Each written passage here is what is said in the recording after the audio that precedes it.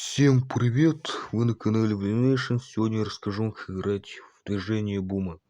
Движение Бума — это карточная игра с очками на взятки,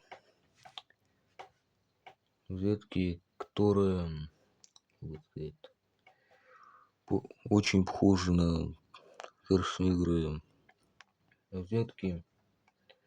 Так что, если вы умеете играть хотя бы одну из них, вы легко сможете сыграть Движение Бума. Для игры нужна обычная колода с 52 карт до тузов без джокеров. Большинство карт — это двойка, тройка, четверка, пятерка, шестерка, семерка, семерка, девятка, десятка, валет, дама, король, туз. Количество игроков — то 2, 3, 4, 5, 6 или 7. Цель игры — получить наименьшее количество очков в раздаче. Каждый игрок получает 7 карт, одной карты за раз.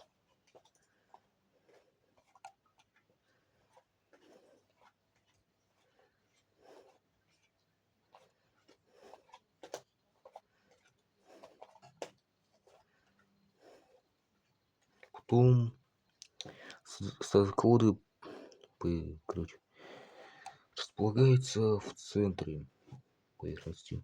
Потом раздача завершается, начинается розыгрыш. Начинается игрока слева от сдачи, каждый ход это расположение одной карты рубашкой вниз. И это. Все противники должны ходить картами, масть или ранг которых совпадает с мастью или рангом первой карты взятки. И владелец самой старшей карты заходной масти собирает взятку и выкладывает следующую карту. Если игрок не может положить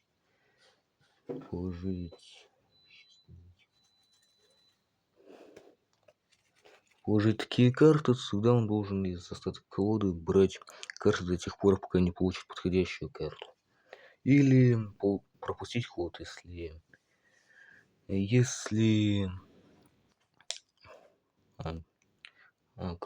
пропустить ход в случае отсутствия остатка колоды.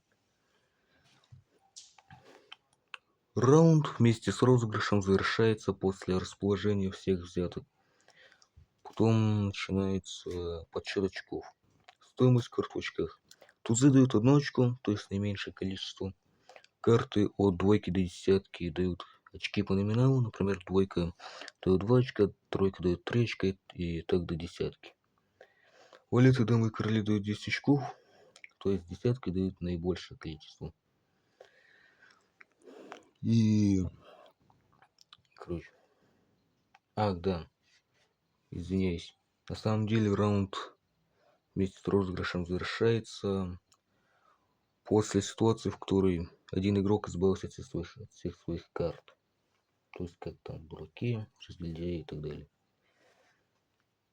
Подсчет очков тоже потом начинается. И каждый игрок получает очки за каждую карту, которую они оставили после раунда. После записи всех очков подсчет очков завершается, начинается с раздачи новый раунд. И игрок, который избавился от всех своих карт, объявляет бум. Это на самом деле ничего не значит. Как бы сказать.